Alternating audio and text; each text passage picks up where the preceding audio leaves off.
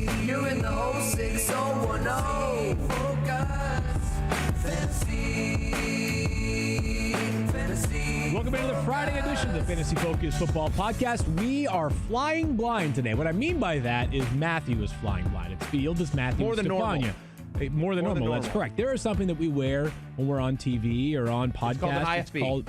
Oh, look. There you go. Weirdly, if you just given me 5 more Dabrowski. seconds, I would have actually got to describing it. Explain it. Normally what happens do when there's something we wear on TV, it's because you're about to describe it. It's called an IFB.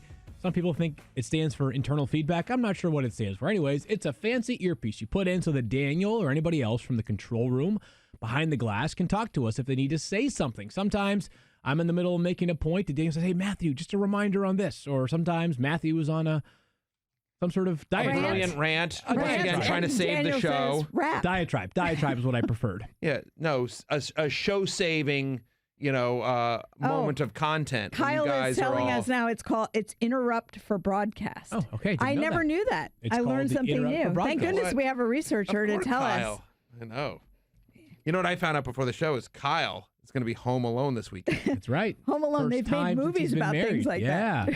First time Kyle's been at home alone since he's been married. Spicy. It's a Christmas movie, I've heard. Yeah. Best Yes. Christmas movie out there. He's got a lot of stuff to do. Wow, let's not open up that can of worms. Yeah. Last year we got nowhere on our debate. I mean, that was like, we made, what's funny was I remember last year, was it Matthew or just, who was on the side? It was a long debate. Oh, about the Die Hard whether movie? Die Hard was Matthew is That's his adamant big- that it's a Christmas movie. He 100%. planted his flag in that for years. And by the way, a lot of people have Oh, planted yep. that I flag feel as the well. same And way. it is a Here we debate go. that has gone on for a long, long time. It Other actually podcasts have done it. prompted us to watch the Nate and I movie used to have last this year. debate. Nate and I used to have this debate like a decade ago. I miss Nate. He was great on the show back in the day. Everyone misses Nate. Is that right? That's good to Yes. know. I appreciate that. Let's Trust get to the me. football. No one's listening to you anymore. Fantasy news From the National Football League. This is the instant replay. All right, we'll touch upon the game from last night, the Colts and Texans game. Texans win this game So we 20-17. didn't finish the story, which is a very quick story, is that we started so Daniel always has my IFB for me, and we started the show without Daniel giving me the IFB. So Oh, it's his fault. Oh, it's his fault, Got it. right? And the casual throw under the bus, Matthew. But here's the thing: That wasn't casual. It was very It's direct. not casual at all. you didn't even realize. I didn't try to be subtle about that No, at all. that was- It is Here's the Daniel's worst fault. part. You did not even realize. You're like, wait, I don't have an IFB as we're going live. Like, it took you until we were going live That's to right. even notice. That's right. Nothing gets by you.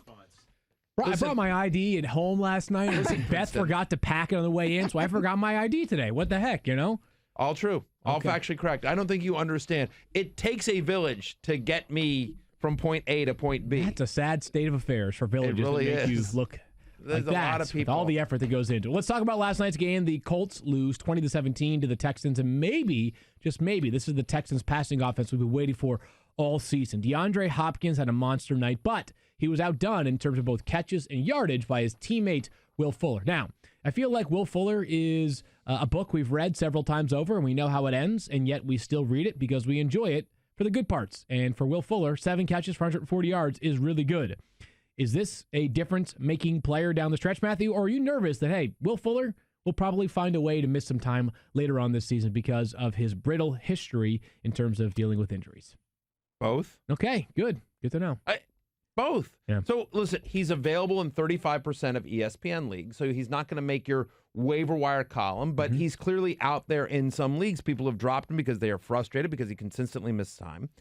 So, yeah, he's out there. Look, since the beginning of 2017, there's a guy who's wide receiver 23 on a per-game basis. He is somebody that, when he is in the lineup, produces. I think the thing that was surprising to me is that he produced because he'd been banged up coming into this week. He was basically a game time decision, Stephania, it felt like. Well, to be fair, Someone had been telling us he was going to play telling in you week 12. since last Yeah. week that he was likely going to play. He was limited in practice last week. I told you last week that Yep. with the short turnaround, Thursday would likely be the debut.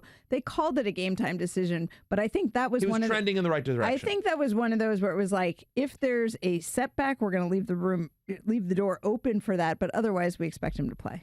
So he played and he played well. Now, their upcoming schedule field, home to New England next week, you don't love that. Home to Denver the week after that, you don't love that. At Tennessee, not a great matchup there.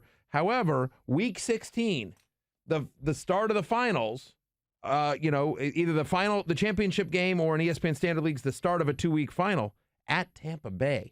So, look, can he be a difference maker? He's a special player. You certainly like having him out there if you have Deshaun Watson on your team. You saw the difference that he made last night as well. So, yeah, like he's a talented player when he's out there. So it's one of those things that's if he's out there in your league, I would pick him up. But I wouldn't want to count on him. He's a nice to have, not a must have. It's the time of the year where we celebrate many a tradition, including Thanksgiving 6 days from now. Another tradition has made its annual debut. Will Fuller, and creating debate about his value for the rest of the season.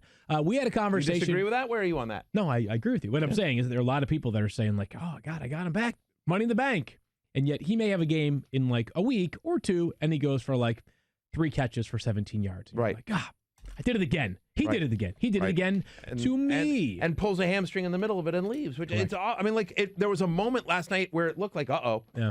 Right? I mean, there was a moment. Yeah. Oh, yeah, no, there was definitely some moments. There were moments where it looked like he came up a little bit gimpy. There's a possibility I pulled a hamstring this morning, and I'm not lying. May have happened in the gym this morning. Wasn't my finest moment, Stephania. Yeah. Well, listen. How'd you do it? No, I was in the weight room. You need a rub down? Could you not tell? Stop. Wow. Daniel. Well, that's what, guys, talk about audience. We're on Disney talk Plus about right being now. best friends. I'm trying to help your body heal and recover. Daniel, how am I supposed to be at my best for next week's podcast if you're not taking care of me? Do, right? Just come on. Hamstring Like, great points, injury. Daniel. That's I'm like with you. old school boxing. Like, This is- how about a rub down? I don't know. He's a married man. I know. Daniel. I know. And these hands are Cougar. clean and pure of heart, Matthew Listen, Berry. back off, Cougar. Like, you know what? Like, him and Chapin have something special. Like, I'll bet they do. Don't, like, try to wedge I'll in tell there you what, with I your will rub FaceTime downs. Chapin and I will let her give me direction Chapin's as in to where Bristol I can today. go. She's in Bristol today. What? Yeah, we're going to her sister's engagement party tonight. So She's Chapin's in Bristol, but she didn't want to come to this show. She has to work. She has to work. So right. she, this is not. And I think our boss actually watches the show too. So it'd be sort of a predicament. if it was okay. like, Shout out to Chapin's boss. Thank you for letting her work Thank you, Joe. remote. Yeah. Shout out to Chapin's boss for letting her work remotely Yes. today. Yeah. And she is congratulations working. to Paige, That's right. It- Congratulations to Paige. Yes. So there you go. Yesterday, we had a spirited conversation about Jonathan Williams versus Jordan Wilkins on the podcast. I was just sort of following the word of Mike Wells, who is a terrific reporter for us who covers the Colts. And he said, dude, I'm telling you, Jonathan Williams is the guy they want in the backfield. So I said was on the right. podcast, guys, if you get to choose, Did who fought with you?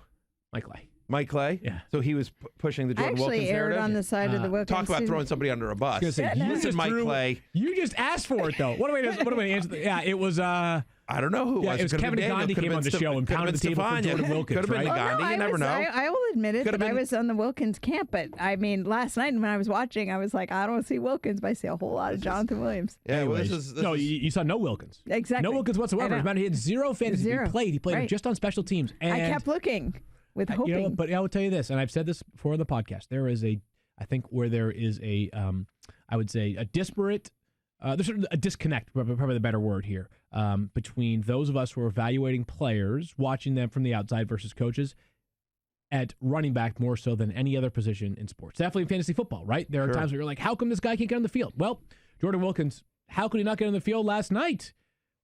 No Marlon Mack. He's only playing on special teams. So he's healthy enough to play. They just use him as a core special teamer. Anyways, Jonathan Williams, 26 carries, 104 yards, puts a touchdown. 3 catches, 17 yards, 21.1 fantasy points. Eye test passed for sure. 29 total touches. Yeah. I want you to think back to week 5 when the Colts played at Kansas City. Yep. In that week, Marlon Mack got 32 touches. That's the only time in Marlon Mack's career with the Colts Yeah. that he has gotten more than the 29 touches that Jonathan Williams got last night. Think about that. Jonathan Williams got 29 touches in his starting debut for the Colts. So if you are I mean, I in one guess of those, last week And, you know, somewhat, but as opposed to- Mark No, that's- Mack, that's- that was that's starting true. debut. Starting debut. Yeah. Yes, As it was starting opposed to debut. his finishing debut.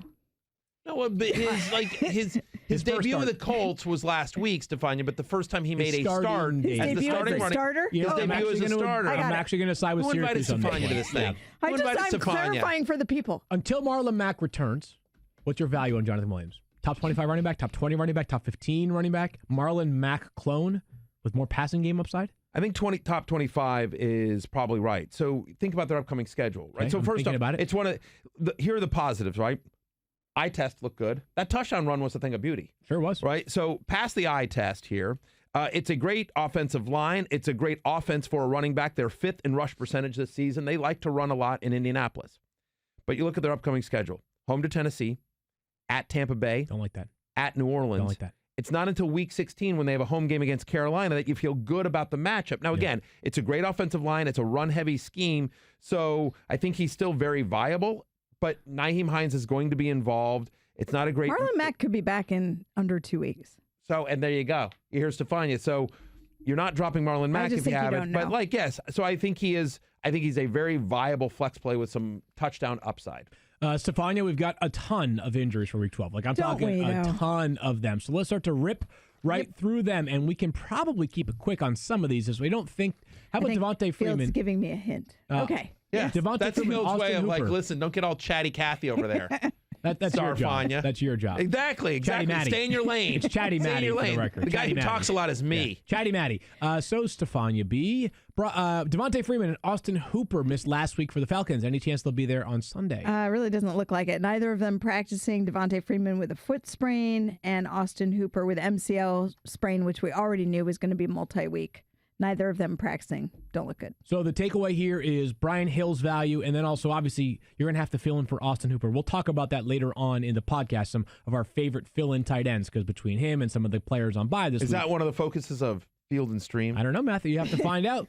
Listen, the whole point of me blowing off the pre-show meeting is to be surprised. So there you go. What do you got, Secret Scroll? You're raising your hand. I just want to. So I roster Austin Hooper in a handful of leagues, and I know we've talked about him when the injury officially happened. But with a lot of tight ends on bye this week, like I had Evan Ingram and Austin Hooper, I've got to make a decision. Like, is Austin Hooper going to be back by week 15 or 16, or do I drop him for someone to just?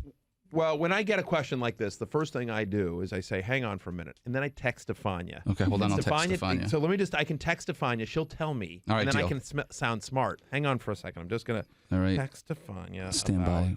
Austin Hooper. When is he coming back? You're just tapping the home screen right now. All right. You have a text. Oh, we're acting here. Yes. We're role playing. What would you do if you were me, Stephania Bell? If you were somebody that had Austin Hooper but also needed a tight end on this injury-ridden, bye-week-ridden tight end waiver wire situation, is he droppable, or do you think he's going to be back enough to make a playoff run for me to hold on to him? Can I guess and let me see if I'm right? Okay, let's see. I feel like Evan Ingram will be back sooner than Austin Hooper. That is my guess. But it's purely a guess. I am no Stephania Bell. I turn it over to our I don't know. They're medical two injury. totally different injuries. He's got a midfoot injury, which can always turn into something really long. MCLs are typically in the 3 to 4 week range, but not going to guarantee it. So are you willing to wait 3 to 4 weeks and potentially find out not quite yet? Or do you just take the chance that you get him back in 3 to 4 weeks? No, you can't. You asked me a question. I asked you a question. Daniel, I'll make it simple for you. Keep him. You can't drop Austin Hooper. Are you out of your mind? All right. Wow. See, here's the weird thing. Come on. I'm going to, if you need to win this week. If you need the roster spot and you need to win the next 3 weeks, I'd be getting somebody else. Because, again, just think logically for a second. So Stephania's talking about this is an MCL. He's out 3 to 4 weeks, right? So at least 2 more weeks. So now that gets you to week 13, 14. The Falcons won't say that, by the way. They're calling him week to week, and I think that's fair. But typically, on average, you're looking at multiple weeks. Understood. So we're looking at multiple weeks here. Falcons, despite their recent run, are still 3-7. Falcons are not making the playoffs this year. Sure about that? Yes. And Austin Hooper, somebody that I sometimes trust, told me that they believe Austin Hooper is going to become the highest paid tight end in the history of football this offseason when he becomes a free agent.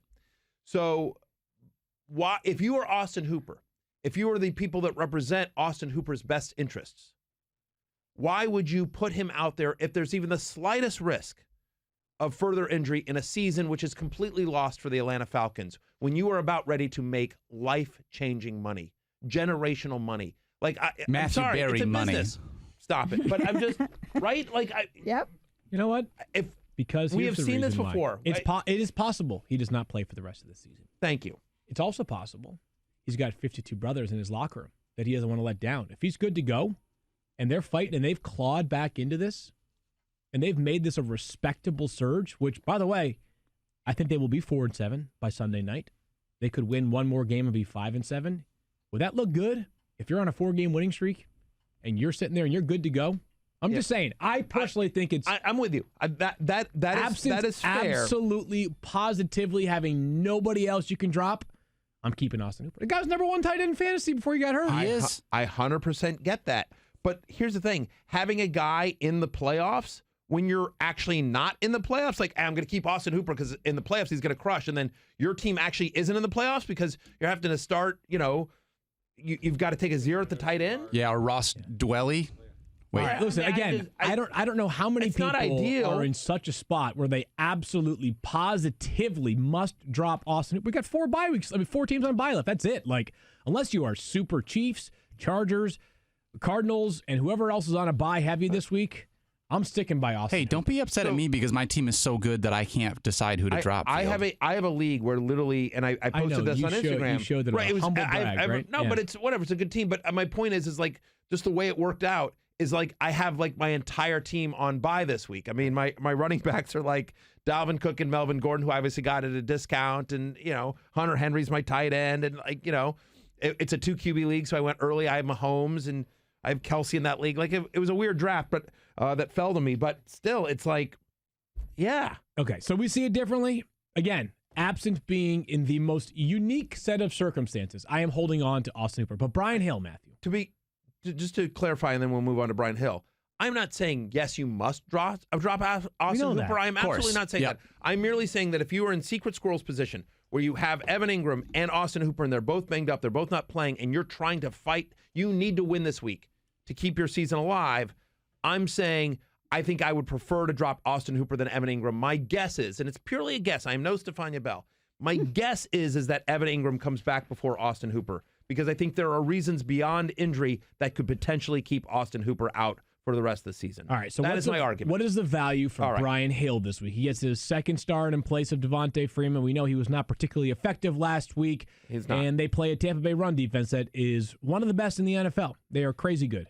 They're crazy good. They've shown a little bit of leaks recently. Yep. So they're 13th against the run over the last 4 weeks. So so while they're still very good, they have been less dominant recently. And I guess the argument for Brian Hill, and it's worth noting, look, Brian Hill made my hate list. So, but if you're asking me what's the argument for Brian Hill, the argument for Brian Hill is volume. I mean, so, here's a guy who last 2 weeks has gotten 35 carries. He had a touchdown called back last week due to a holding penalty, and if that penalty doesn't get called, I think his day looks differently. Look, I mean, he averaged 2 yards a carry. He was not great, and the Falcons have struggled to run the ball this entire year, even when they had Devontae Freeman. But I don't think that, despite Kadri Allison vulturing the touchdown, Kenyon Barner and Kadri Allison did nothing. Allison did nothing last week, I should say, that made you think, Brian Hill's job is in jeopardy. To the extent that the Falcons run the ball in this game, I think it's going to be the Brian Hill show. He is involved in the passing game here. Look, I have him as a flex play this week just based on volume and the hope that he falls into the end zone. But to your point, the way you beat Tampa Bay is you throw, right? They allow they are one of the worst teams in the NFL against the pass. They are 26th against the pass over the last 4 weeks. They are 13th against the run. When you think about Matt Ryan, who's on the I have Matt Ryan as a top 2 play this week. A lot of volume in there for the Atlanta passing game. Maybe not so much for the running game. Exactly. Stephania, James Conner, and Juju Smith-Schuster are banged up. May not matter against the Bengals, but will either one of them play on Sunday? Yeah, we already heard from Jeremy Fowler that Juju was likely to be out because of the knee injury that accompanied his concussion injury from last week. And James Conner has not practiced yet this week. So while the door's still ajar, it's certainly not looking good for him either. Okay, so we expect both of those guys to be out. Matthew, I know that Jalen Samuels is a player that you have, there have been some frustrations in the past, right, with you and Jalen Samuels. But this week. More with James Conner. With James Conner. But I'm happy. Sorry, yes. Listen, I want James Conner to miss this game. Like, he's a much better player than Jalen Samuels, but he's not 100% healthy. It just doesn't seem like it. Right. So, so at least you sort of know who it'll be. And Jalen Samuels, in his career, when he gets double-digit touches, averages 16.6 fantasy points per game. We've used that stat a lot, but it's a great stat. He is, and it's a great matchup with the Cincinnati Bengals team that allows a touchdown on at the ninth highest rate on drives this season. They allow opponents to complete over 83% of passes when targeting running backs this season. That's tied for the third highest rate in the NFL. They're allowing a league high 167 rushing yards per game. They stink. So they're so bad. They're so bad. They're brutal. And so Jalen Samuels, who's a nice pass catcher, and as we've seen, Mason Rudolph looking around with no Juju Smith-Schuster, with Deontay Johnson coming off the concussion. Do we know that, though? I was going to ask Stephania. He has not been clear from the protocol, right? Not clear, but full participant in practice. It's a little surprising to me, but So We learned, again, you know what, we though, have to wait for that everybody, lesson. we've learned our lesson on these concussion protocol things. I don't care if you're a full participant. I don't care if you clear it. Until a player is active on Sunday morning, I would tell you, like, keep checking. Keep checking. Oh, yeah, we always say that, but Concussion. I was surprised that he was full participant actually this week. I mean, but here's the thing, Stephania. As you know, concussions are a non-linear injury. Yes, I'm impressed with There you your go. verbiage. By the way, Benny Snell. Benny Snell coming back from arthroscopic knee surgery, available for the Steelers as well. Okay, Benny So I think Snell, you'll the see backup some running back. Yep. Is there any pass catcher that you'd play? Any pass catcher? I think in a tight and desperate week, I think Vance McDonald could be okay here. Okay. Look, Mason Rudolph has not been great. Vance McDonald doesn't have a game with more than 40 yards this season. He doesn't have a game with more than 40 yards this season. That said, you're looking around for pass catchers, and Mason Rudolph likes to keep it close to the line of scrimmage so far. It's been mostly dink and dunk. And honestly, we also don't know how he's going to react after the game last week with the Browns, right? And all the drama that's ensued over the past week. And so it's going to be interesting. My expectation is, especially considering the game is in Cincinnati, that it's a conservative game plan, that it's a run-heavy game plan, it's a dink-and-dunk game plan, and I think that would play into Vance McDonald, who, again, it's a good matchup against a Bengals defense that struggles against the tight end. So I do think Vance McDonald is semi-viable. The one thing I'll say, this is a good note by Thirsty Kyle. Whoever the most targeted wide receiver in a game against the Cincinnati Bengals is, averages 16.5 fantasy points per game. So if you thought it was going to be James Washington, if Deontay Johnson is ruled out, then that suddenly becomes a very interesting sort of flex play, right? I'm just, for whatever it's worth, I thought that was a good note by Thirsty Kyle. There is just, anyway, just whoever gets the most targets against Cincinnati has a very productive fantasy day, and so we will see how it plays out. But certainly love Jalen Samuels this week. Top 15 play for me. A pair of banged up Eagles right now, Stephon. It seems like we have maybe sort of a sense on Jordan Howard and Alshon Jeffrey. Howard has been limited in practice, even going back to last week. It's not the practice participation, it's the cleared for contact issue that seems to be holding him up. Yeah, still not cleared for contact as of this morning. Now, that could change depending what happens with practice. Doug Peterson typically talks with the reporters before practice, like right while we're on the podcast. If we find out during the show, we will let you know. But that was the issue holding up Jordan Howard's ability to participate on the field, actually. It was just that he had not been cleared for contact dealing with the stinger. And Alshon Jeffrey back in limited work after missing last week because of the ankle. I think if he puts in another day today, there's a chance that you see Alshon. Okay, so that would be good because the Eagles' passing offense obviously could really use Alshon back on Sunday. What's the value, though? So let's just operate in a world where Jordan Howard doesn't play and Alshon Jeffrey does, because it seems like based off that information, it might be trending that direction. Miles Sanders automatically become a flex play for you, Matthew, and Alshon, is it he plays, you play him type situation? Yeah, I think so. Carson Wentz made the love list for me this week. Nice. My expectation is, look, Russell Wilson is one of, if not the hottest quarterback in football right now. Right? I mean, he's been nothing short of amazing. I mean, if it wasn't for Lamar Jackson, Russell or Jimmy Wilson. Garoppolo. Yeah. I was going to say, by hottest? What do you mean? Maybe something different than you're insinuating here. I'm merely talking about their play on the football field. Okay. Although, make no mistake, Russell Wilson's a handsome man. But what I would say is that, look, if it wasn't for Lamar Jackson, Russell Wilson's got the MVP sewn up. And so Russell Wilson, who's playing at a very high level as that entire passing offense is in Seattle, another week of Josh Gordon to integrate him into the system. DK Metcalfe has been a revelation. Obviously, Tyler Lockett, we expect Tyler Lockett to play in this one. We'll talk about it in a moment. Talk about him in a moment. Mm-hmm. But my point is that I think the Seahawks put up a lot of points on the Eagles here. Okay. And I think they don't.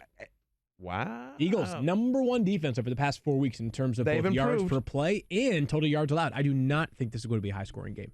Interesting. Yeah.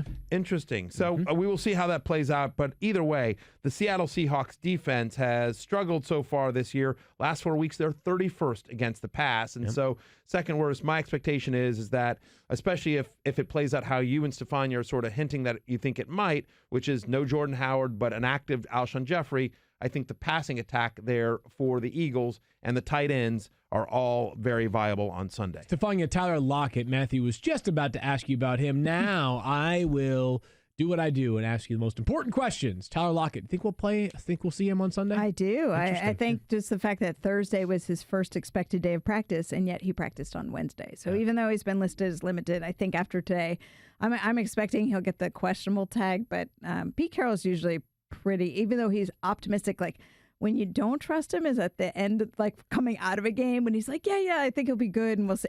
But when you go into the game that week, depending on what they've done in practice, like Friday, he's usually pretty spot on about who's going to play. Okay, That's pretty so good. It looks like I know, Tyler but Pete Carroll could literally see a guy going out on a cart. He'd be like, listen, he'll probably be a little limited on Wednesday, but we expect to have him out there next week. And you're like, yeah. Dude, he's in We'll a see what he can cart. do. Like Yeah. he gave the thumbs up on the way out. Like I know. and it's like, he might be. It was Earl Thomas. Earl Thomas with the middle finger, to be clear. Tyler Lockett, we all have him as a top 10 play. Interesting week this week for Josh Gordon. I don't know that I would feel comfortable starting him, or any of us really would feel comfortable starting him. But keep your eyes on Josh Gordon, just because he had 2 catches last week in his debut, or 2 weeks ago, I should say. But they're his last game for the Seahawks. And as much as DK Metcalfe has been awesome, they could use one more wide receiver, and Josh Gordon is sort of insurance for Tyler Lockett as well. So a name to keep an eye on at the very least. I will say that. So I have DK Metcalfe after Josh Gordon. I agree it's worth keeping an eye on Josh Gordon. I thought it was interesting that in the last time they played, there were a couple of crucial third downs that he went to Josh Gordon. Josh made the play. It's good for him. But DK Metcalfe tied for second in the NFL in end zone targets, at least 8 targets in 3 of the last 4 games. I think there's more scoring equity in this game than you do. So I do think DK Metcalfe is a viable, a little risky, of course, but I think he's a viable wide receiver 3 or upside flex play in a 12-team or deeper league. All right, so George Kittle, Stephania, the Packers and 49ers play on Sunday night. You and Kyle have some sort of wager on that game that could be determined at some point between now and kickoff. George Kittle missed last week, Stephania. Do we think we'll see him on Sunday night? I do. Nice. Yeah, I think you're going to see George Kittle back on Sunday night. Look, this game got flexed into primetime. Last time the 49ers got flexed into a primetime game, I think it was back when Harbaugh was coaching. So this is very exciting for us to see them playing the Packers on Sunday night. Daniel's flexing. I didn't know what you were doing. I was like, what is he doing back there? He's making some weird gesture. Well, and he's wearing some weird sweater. You have to have Okay, hold on now. Wow. It's like some sort of like. But you have to have muscles to flex. How about you keep going? No, go all in, and then I'll tell you where this sweater came from, Matthew. Keep going. Yeah, I will keep going. So George Kittle, with the ankle and knee injuries, they had 2 issues that kept him out. And obviously, he's been chomping the bit to get back. But he's very upbeat, and he is certainly sounding like a guy who will play. I have a question for you. Yeah. Stephania, you're very learned. You went to Princeton. You have a bunch of degrees. Learned. But you just said chomping at the bit. Yeah. I believe it's champing. No, that's how you spell it's it. spelled champing. It's spelled pronounced champing, but it's pronounced chomping. But nice try. I think it's champing. Why don't you? Yeah, Matthew, why don't you go ahead and look that one up? Why don't you research that yourself champing. while the rest of the adults have a conversation? I was trying to come up with something snarky, and you made me laugh. Dang it. All right. Yeah, go ahead.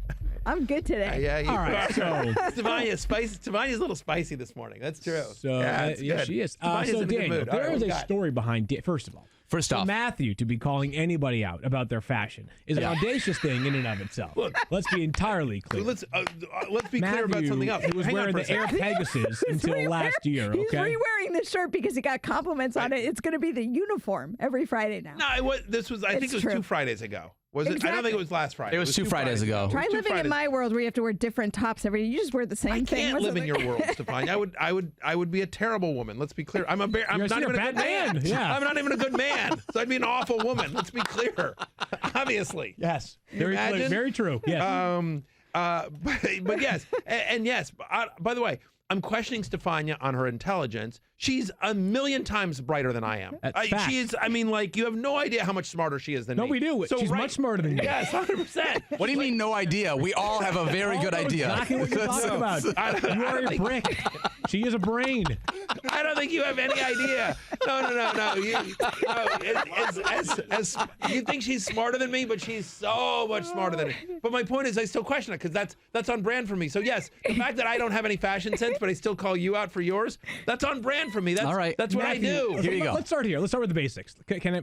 Yeah, go ahead, Field. Go ahead. What is Daniel wearing, Matthew? How would you describe that as?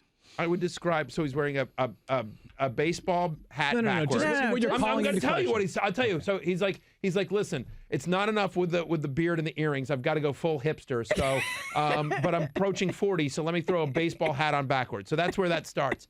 And then he's just like, oh, it's what, Friday? I guess. What am I wearing today? Oh, like I do every day, a band of a crappy T-shirt of a crappy band you've never That's heard right. of. It's a Sherwood T-shirt. Right, Yep. right. So Yeah, it's a- Sherwood. whoever they are. So, okay. So, anyway, so you're wearing a T-shirt of a crappy band we've never heard of. And then you're like, but it's a little chilly out there. Let me go to a thrift store and find a sweater from some grandmother from the 1960s. And That's pretty it. close. That's pretty close. Pretty good. What it is this is a Because I'm a hipster and this I is shop at thrift stores. a hand knit wool sweater from Scotland that my great grandfather, Your teammate on in his school. yes. And by the way, he was a hell of a guy. Yeah. Hell of a player, too, by the way. When I was 6 years old, Yeah. I was in the hospital, and on his deathbed, I said, Grandpa, I really like your sweater. And he said, do you want it? And he said, sure.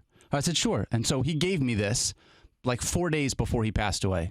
How you feel now, Matthew? Yeah. Well, I'll tell you, I can't believe this poor man on his deathbed and you stole something from him. Okay. Like, as a cute little kid, you killed, like, the guy can't even die with his sweater, You're his right. favorite sweater. You're right. Like, this poor guy, like, he's lived his whole life, and you're this dumb 6-year-old kid who probably did nothing with it. Like, when and you're like, gone, wait, can I I've been have saving your it for this sweater? moment, right here. What are you going to do with a sweater as a 6-year-old? It's an adult sweater. Like, like, goodness, no, Grandpa, I love you. I want you to be warm in your dying days. But you're like, can I have it? Can I have it, you selfish 6-year-old? How dare you? That's fair. How dare you? That's fair, actually, because I couldn't wear it until now. so- Exactly.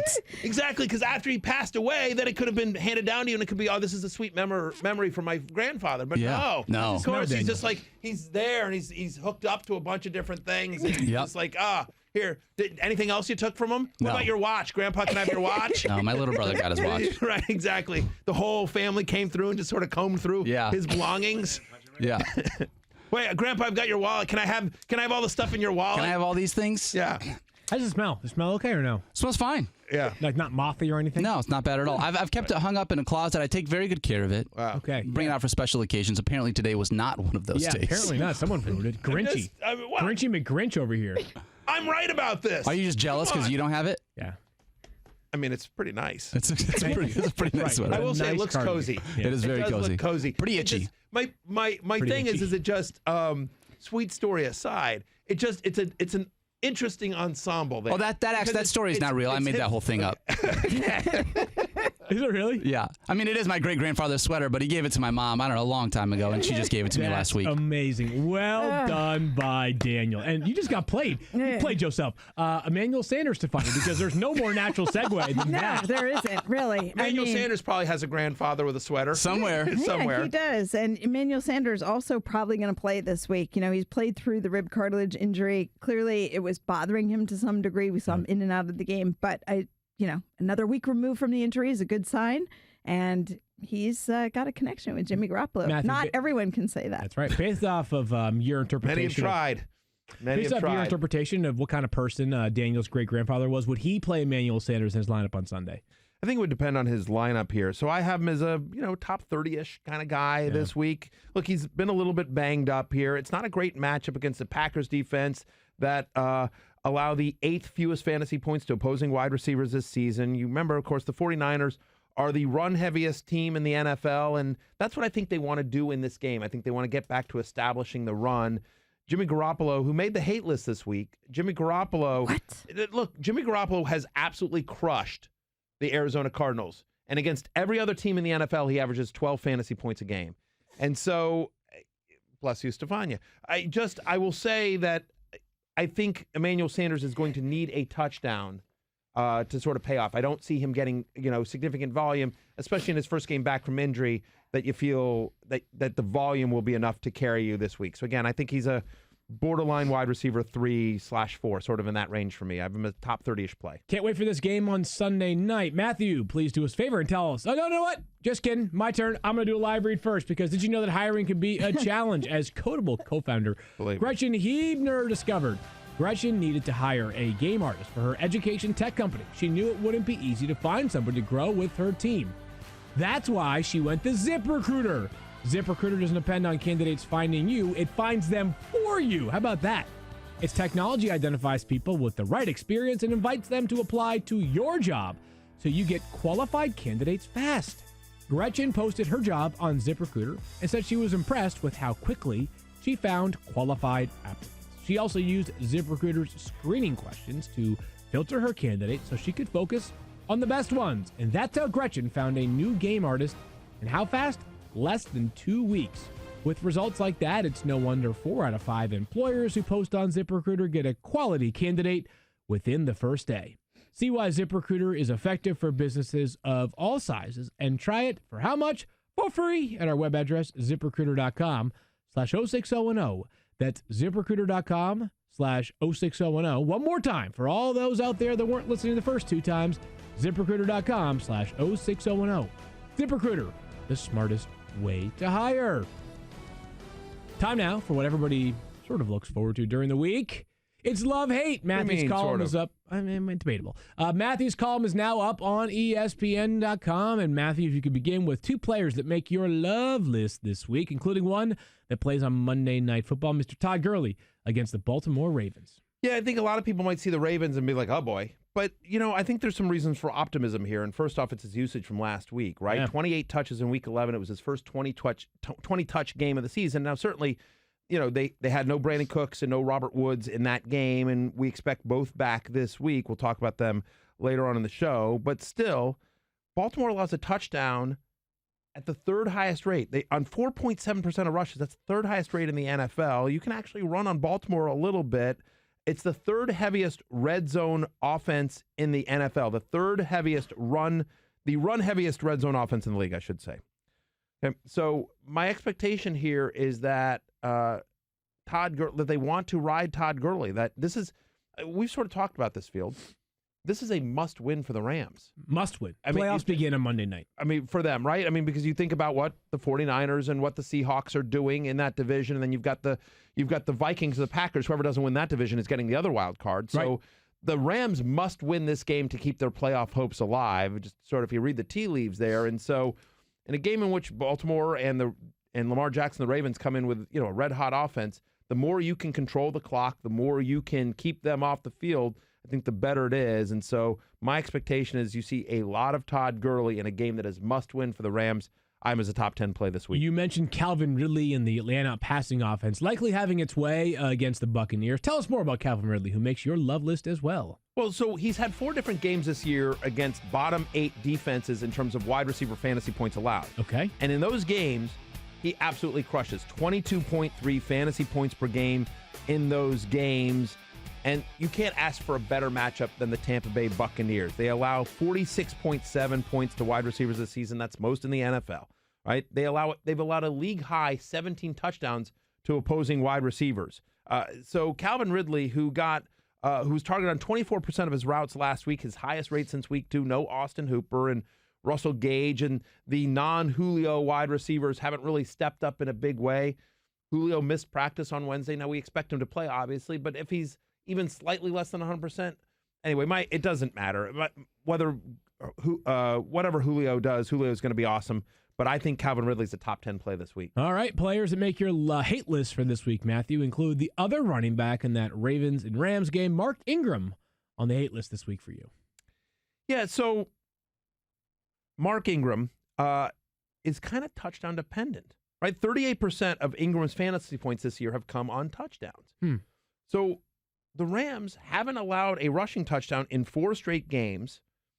The Rams are actually the 3rd best run defense in the NFL over the last 4 weeks. And so you think about, for Mark Ingram's not really involved in the passing game, right? So in order for him to pay off as the RB1 that he has been so far this year, he needs volume or a touchdown. So I just gave you some stats as to why, you're not as optimistic about a touchdown this week as you might be. And then he's not getting the volume you think he is because of Lamar Jackson, because of Gus Edwards, because of all the other pieces they have in that Ravens offense. Week 5, the last time Mark Ingram had more than 15 carries in a game. Now, you're still starting Mark Ingram. I want to be very clear about this. You're not benching Mark Ingram. I am as a running back 13. But love-hate is all about expectations, and my expectation is that Mark Ingram goes lower than his projection this week, that I think he's not as good as he has been so far this season on Monday night against the Rams. You people think that Matthew enjoys writing love-hate, But I can only imagine how much you did not like putting Terry McLaurin on your hate list this week. Right, one of the few bright spots in an otherwise dismal rock bottom year for my Redskins. What would be the other ones? Pretty much everyone in the Bruce Allen era. No. I meant what would be the other bright spots? Oh, of the Redskins this year? The return of Darius Geis. Okay. So that's a good one. I mentioned Terry McLaurin. We're going to have a high draft pick. There you go. Okay, anyways. We're going to have a high draft pick. Yep. I'll give you another bright spot, actually. Another bright spot is the fact that a franchise that used to have a waiting list for season tickets like 20 years long. Yeah. Tickets are now, I literally got an email from a ticket broker. They were hoping that I would tweet it out or whatever, and I don't remember the thing. But, like, you can get tickets to the Lions-Redskins game for $6. This is dope. Better than a tweet, by the way. I mean, like... The exposure you're giving it right now? I know. Well, I'm not $6. I'm not telling you what the ticket broker is. I'm not giving you a link or anything like that. Yeah. But $6, like a home game for the Redskins, you can get in for $6. Like, and by the way, if you go to that game, it's going to be all Lions fans. Like, that's a bright spot to me. Yeah. That's a bright spot to me because, as you guys know, I'm #fire Bruce Allen, and so my belief is that the only way Daniel Snyder eventually fires Bruce Allen is if the team becomes a complete laughingstock. We know. And so okay. There you go. That's a bright spot. There you go. go. Is that we finally people are Terry people are getting McLaurin, him. why are you not a fan of his outlook for this weekend? Well, first off, he's going to be shadowed by Darius Slay. You don't love that, right? Okay. So that's a tough matchup here. Dwayne Haskins, it has been a struggle since he's become a starter. Nice way of putting it. So, right, look, in fairness to Haskins, his offensive line is not playing particularly well. He doesn't have a lot of skilled players around him. I don't think this is all on Haskins.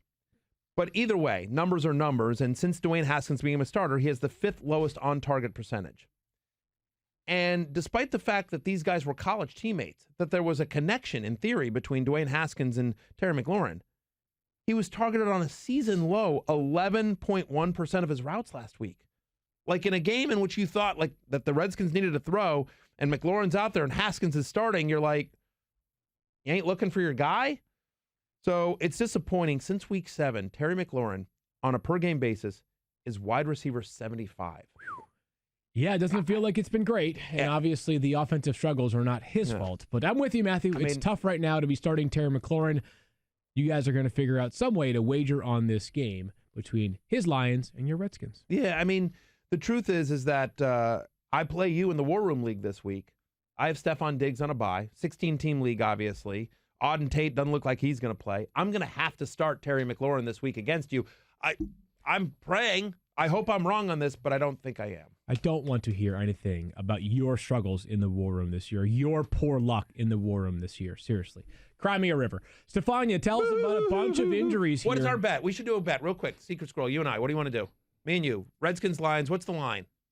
3.5 points. Line is 3.5. 3.5. Which all right, so you give me the points. I'm hoping the Lions win this game. So here's the deal. I think if the Detroit Lions win by 3.5 or more, then I have a Barry Sanders jersey that I need you to wear for the entirety of Monday's show. Okay. That's it.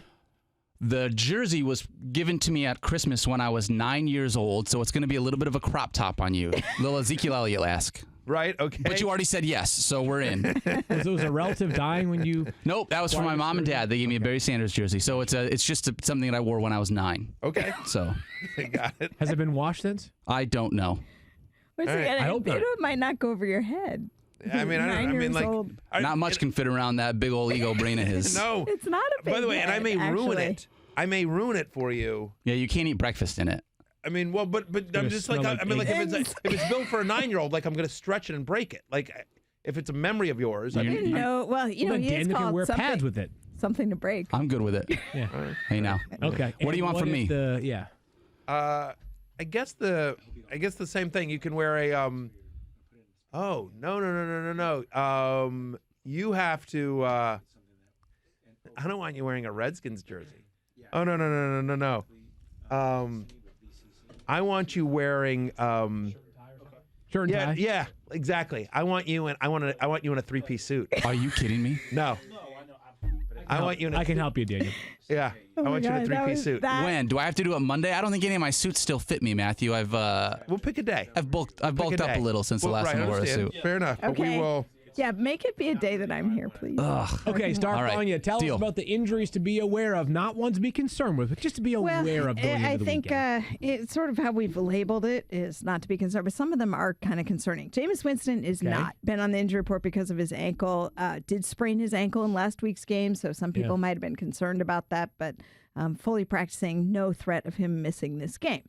Brandon Cooks over for the Rams is a full participant in practice. He's set to come back. This is a Monday night game, so just nice for people to know ahead of time that Brandon Cooks is expected to play.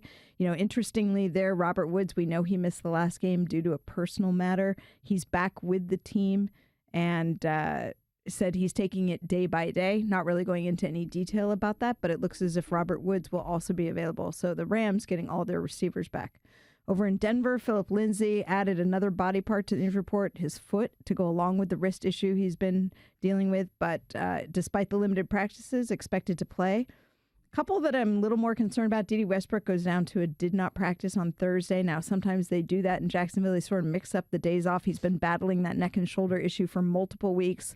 Right now, I'm not overly concerned that he won't play, but I think I want to see what happens on Friday. And then for the New York Giants, Sterling Shepard, who's had a 5-game absence because of the concussion issues, and he was the player we were referring to earlier, had been cleared by the independent neurological consultant and then had subsequent symptoms and was scratched from that game and has been out since. Back to full practicing. He remains to be cleared, but there's a possibility. It's looking as if Sterling Shepard could return this weekend. Meanwhile, 2 tight ends out for the Giants, Ingram and Ellison. There you have it. They're down to Kasem Smith, actually a former San Francisco 49ers draft pick, 6th-round pick out of Stanford that could potentially be the Giants' starting tight end this weekend. We're going to talk about the Giants and Bears matchup in just a moment in more depth. But first, a word from our friends and yours at the Fantasy Show.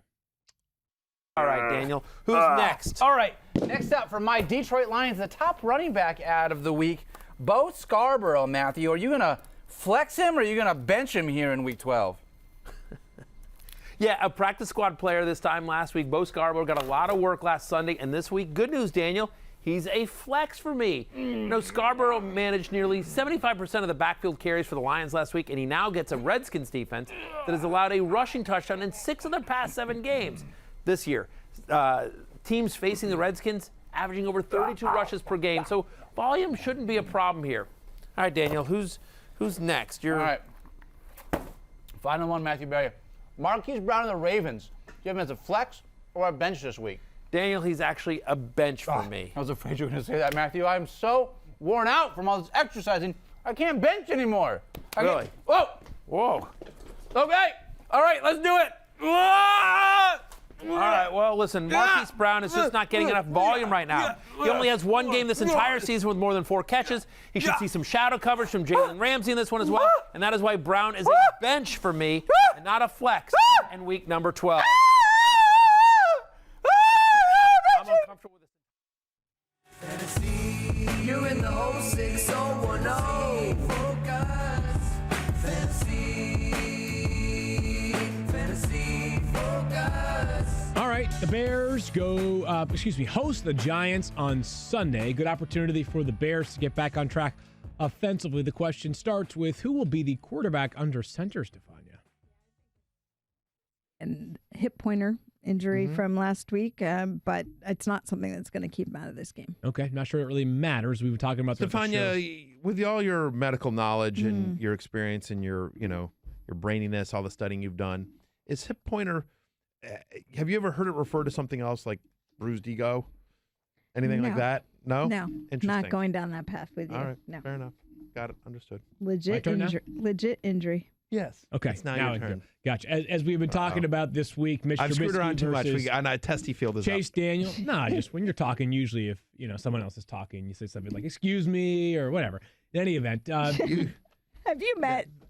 Right. no, I haven't. It's only my 6th year on the show. I should know this by now, right? I'm sorry. In any event, we You know talked. what you should, if Miss Manners was a real person. You just did it I as know. a part of this. You know I did. It was the joke. No, it wasn't. Yes. I was going with I had a whole Miss Manners thing. Anyway, go ahead. I apologize, Field Yates.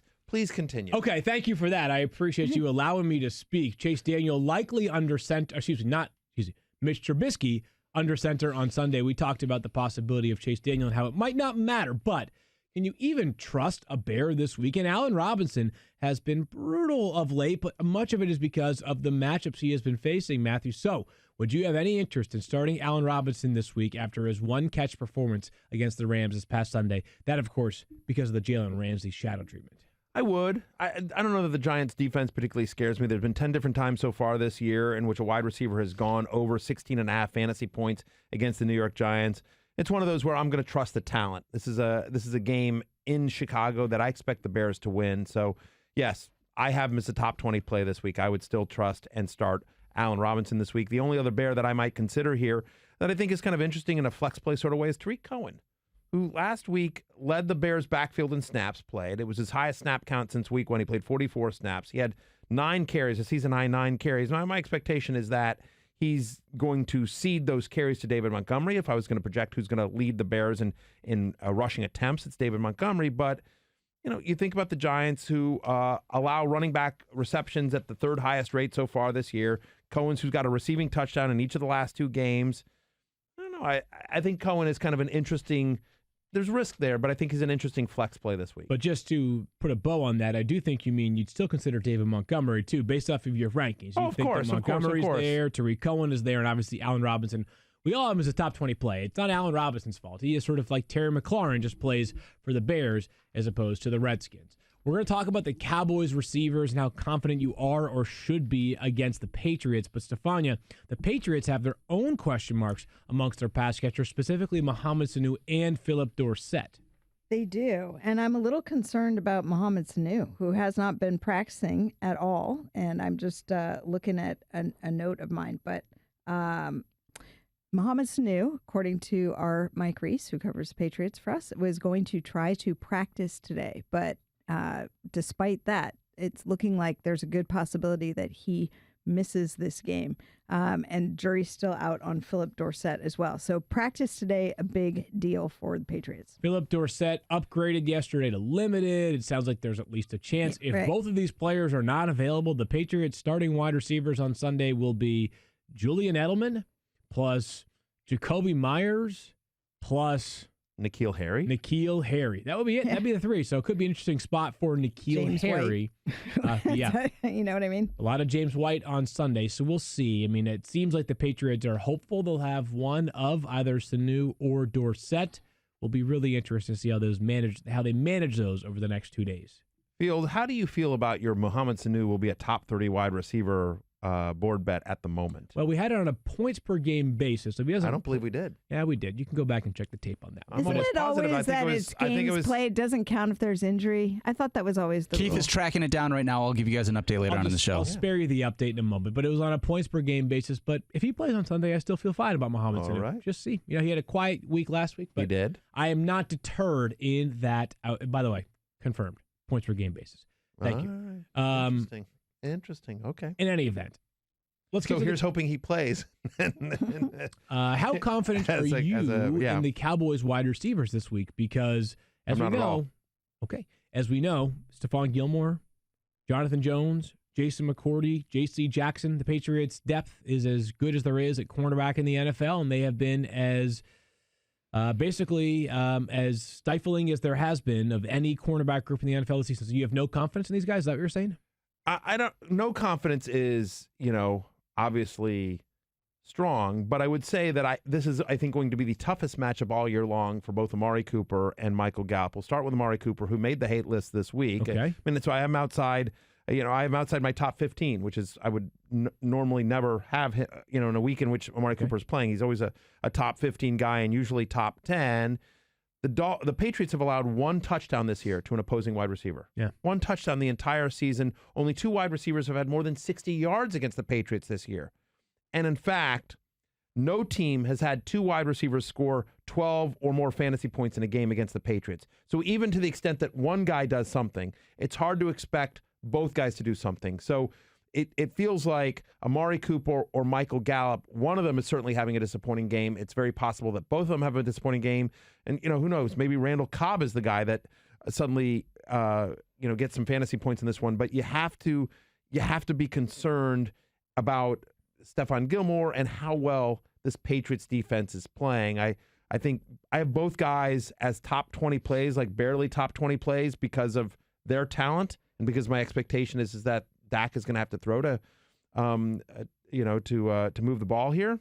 Although I think you see it's a big Zeke game, but I don't have a lot of confidence in Cooper or Gallup this Sunday. So probably Cobb goes to the bench, but you still likely have to play Cooper and Gallup because of their upside and because Dak Prescott has been incredible this year, especially throwing the football.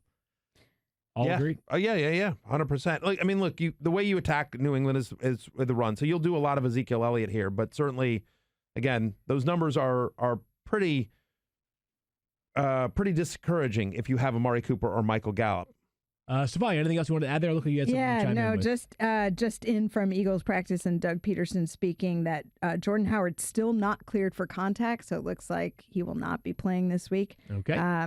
More Jai, but Alshon Jeffrey continuing to trend in the right direction. All right, so what you had sort of forecasted earlier sounds accurate there, that we will have not have Jordan Howard, we'll have Alshon Jeffrey. By the way, Fantasy Life app about 20 minutes ago while we were in the break, Auden Tate practicing today. So we'll see what happens with him. A.J. Green not practicing. Right. So, of course, another week without A.J. You know where it's trending with A.J. Green. We'll see on Auden Tate. We're going to come back with one of the segments everybody waits around for all week. It's sort of like the Monday Night Football of our fantasy football podcast. But first, Matthew, tell us about SeatGeek.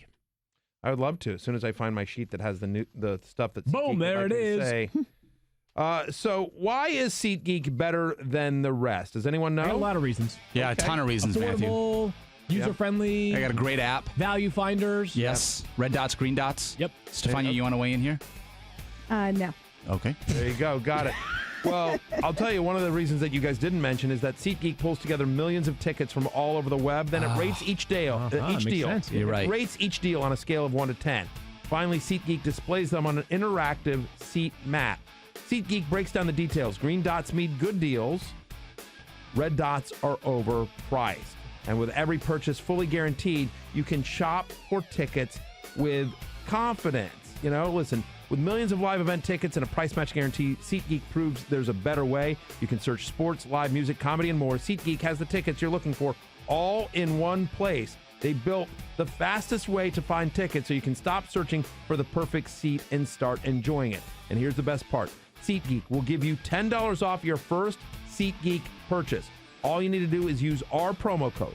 Download the SeatGeek app today and use promo code FFF for $10 off your first purchase. That's promo code FFF for $10 off your first purchase. And once again, I ask you, listen, if you enjoy the show, if you enjoy our nonsense and our fantasy advice, the show is presented to you free. The reason we can present that show to you for free is because of the generosity of sponsors like SeatGeek. So when you use SeatGeek, please use the promo code FFF so they know that we are reaching you. You want to know the best part about this, Matthew? What's that? You get $10 off your first purchase, meaning if you buy a ticket to the Redskins-Lions game, they're going to give you $4. How about that? There you go. Wow. That is amazing. 2 tickets for $2, basically. You can take a date for How $2. good is that? Yeah. Okay, It'll so cost you to obviously go to park at the game. Exactly. You're right.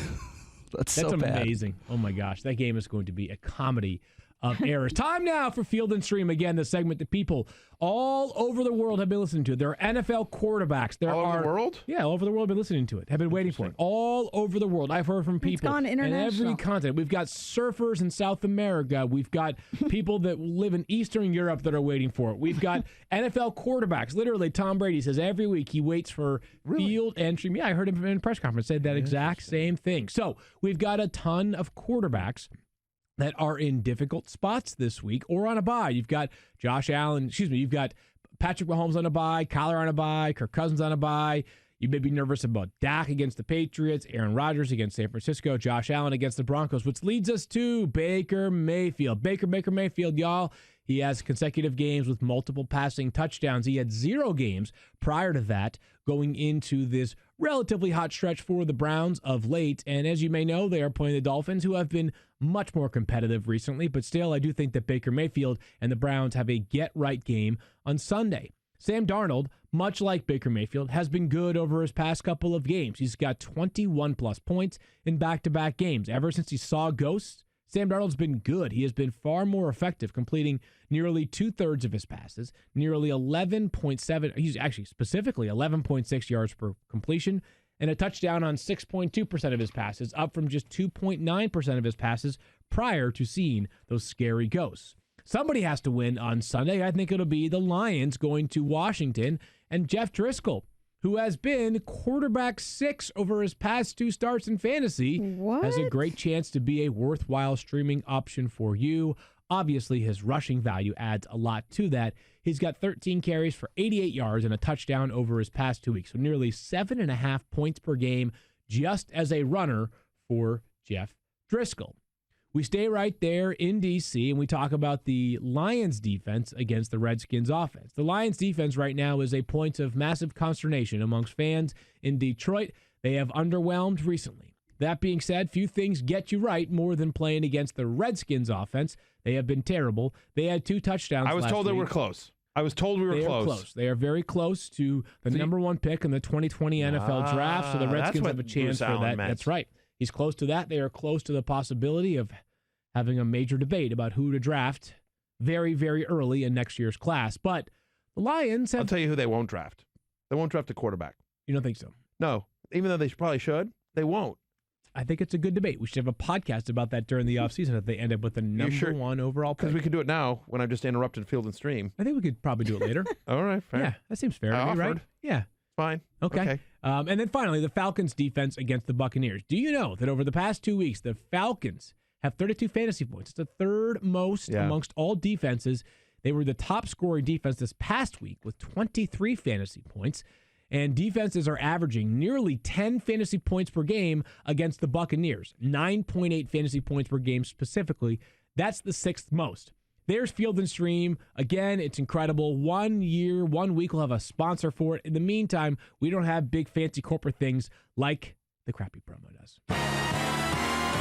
It's New York Times bestselling author Matthew Berry with another self-serving, self-indulgent, all-about-me promo. So fantasylife.com has been redesigned. It looks awesome. And so as we sit here, as Thanksgiving's around the corner, great, yeah. and right, so I pulled it up here on the screen. Look at this. So we've got some new products as well in terms of tumblers, apparel. We got shirts, hoodies. We got women's wear as well. We got Secret Squirrel stuff. We got Field Yates. We got Stephania Bell stuff. It's a bunch of great stuff. Go to fantasylife.com. We have trophies as well. We have loser trophies. We have league winning trophies as well.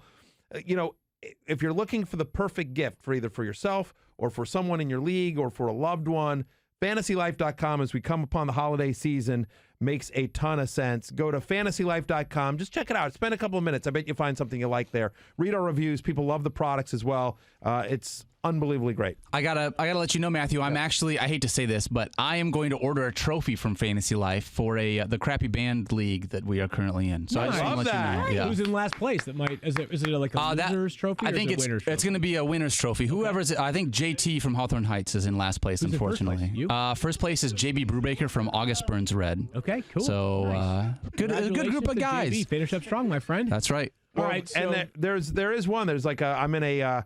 You can go and look and there's like if you go to apparel and you look for like 06010, you can get a T-shirt that says I'm in a crappy band you've never heard of. Which is so great. If you go out and buy that shirt, please tweet it at me, at Daniel Dopp, of you wearing that shirt, because I want to be able to save a bunch of them and put together a big post. I love that. It's so good, man. Fans will love that as well. So we've got Travis Kelce on a bye this week. We've got Kyle Rudolph. We've got Hunter Henry. We've got, I guess Max Williams doesn't really count in the same conversation amongst tight ends that are on a bye this week, but there are a lot of tight ends that are not available this week, separate and apart from players that are dealing with injuries like Austin Hooper. So let's each one of us offer up a potential sleeper that's available in over 50% of leagues or close to it. Matthew, you have first dibs here, and you've got one playing on Sunday after his bye week.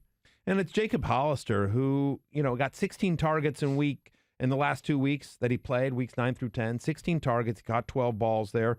He's run a route on over 66% of the Seahawks dropbacks in those games. And look, it's a nice matchup here with the Philadelphia Eagles. Tight ends that have seen at least 6 targets against Philly this year, averaging 12.2 fantasy points per game. It's look, Jacob Hollister, is he great? No, but I think he's become an ingrained part of that Seahawks offense. And we've seen it before with Will Dissly as well, that, this is a role that potentially can be very fantasy relevant. So for a streamer this week in the matchup against Philadelphia, give me some Jacob Hollister. Sounds like Ed Dixon is heading back to IR too, so no threat of him taking some snaps from Hollister on Sunday. I'm going to go with Noah Fant, who we've been talking about a good amount during the show this week. He's got a touchdown or 8+ targets in 3 straight games. If you look at how much he's been involved since Emmanuel Sanders was traded, it's pretty apparent that although we often think, hey, a wide receiver gets traded, who's the next wide receiver up? No, the offense has evolved in part around Noah Fant. He's available in 2/3 of leagues. I pointed this earlier in the week. At the end of last week, when they needed a touchdown to score against the Vikings to win, Noah Fant was the intended target. There's some trust and some confidence in their first-round pick. Drops, occasionally an issue, but the guy's got plenty of upside. And I'll just say this about Noah Fant. For me, if I just need a guy this week, it's Jacob Hollister. Yeah. But if I need somebody for the rest of the season, it's Noah Fant. Like, the only reason I picked Hollister over Fant for this week is because of the matchup with the Bills. Broncos playing the Bills, and I prefer Hollister against the Eagles than Fant against the Bills. But rest of the season, I think it's Fant. And I agree with everything you said there. A talented kid. Believe it or not, Stephania, Delanie Walker is available in 61% of leagues. However, a lot of that's because of his injuries. Right. So he has been banged up with soreness in his ankle that was surgically repaired. And I give the Titans credit. He had a really serious injury that some thought was career-threatening. He came back and has been remarkable in his return. But when he bruised that same ankle, it was like they're just taking no chances. He was going to sit out. Jonnu Smith has performed well in his absence. But the good news is Delaney Walker is on track to return this week, turning in limited practices. Really said it was about getting his conditioning back to get him into a game. Now, they face Jacksonville in week 3, season highs in catches with 7, targets with 9, and yards with 64 for Delaney Walker against Jacksonville. I have him just barely making the top 10 for me this week, but I think Delaney Walker with his availability could be a great pickup for this week. And one more, Stephania, just in case. Not quite available in 50% of leagues, but close enough to it. Yeah, Jason Witten, and I know it's not really exciting, and we all have him really just outside our top 10. I have him just inside the top 10, but that's because Dak Prescott has been using him on an outlet basis. Obviously, it's a bit of a tough matchup with New England, but since week 6, Jason Witten top 5 among tight ends in both receptions and targets.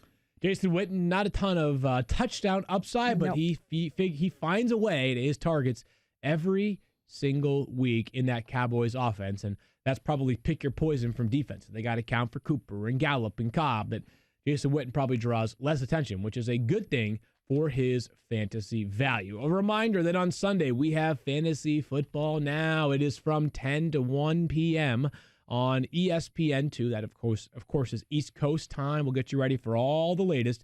Tons of injury updates. As Stephania just laid them all out here during the show, we'll have plenty more information then. In the meantime, there's fantasy show stuff available now, right? Yep. On ESPN Plus, we have our Love-Hate show and our Week 12 question show. If you tune into those shows, you will at some point see Daniel get benched by another human being. That's right. For those who may have missed it on the live stream or are only listening to the audio version, that's right. Daniel got benched. It was actually pretty impressive by the guy benching you, Daniel. It was pretty impressive. I'm laughing because Kyle is putting up here 58% of Twitter followers want to see Matthew in a small Lions jersey over Daniel in a 3-piece suit. That's does right. That mean they believe that the Lions will win? That means that if they could choose which one they want to see with their eyes, they want a crop top Matthew Berry small Lions jersey. What they are rooting for, they're rooting Yeah. for. So you guys are rooting for. Look, and honestly, I'm rooting for that as well. I want the Lions to win. It would be nice if the Lions won by less than 3.5, I guess. Sure.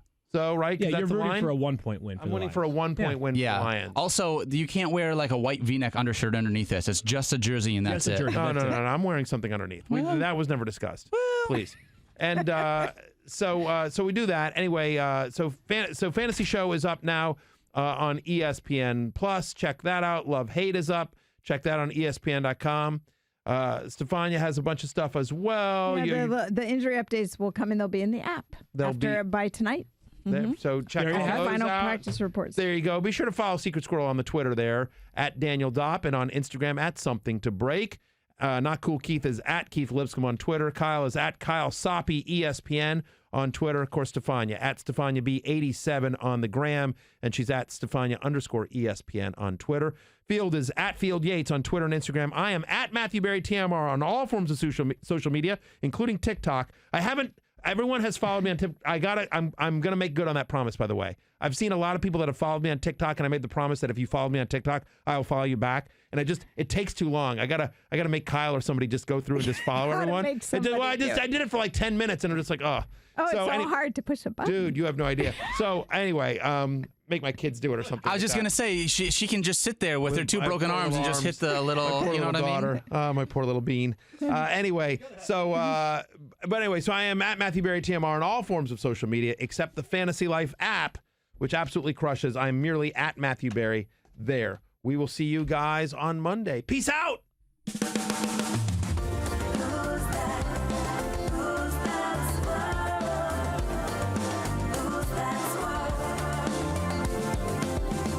It's no secret, not a mystery.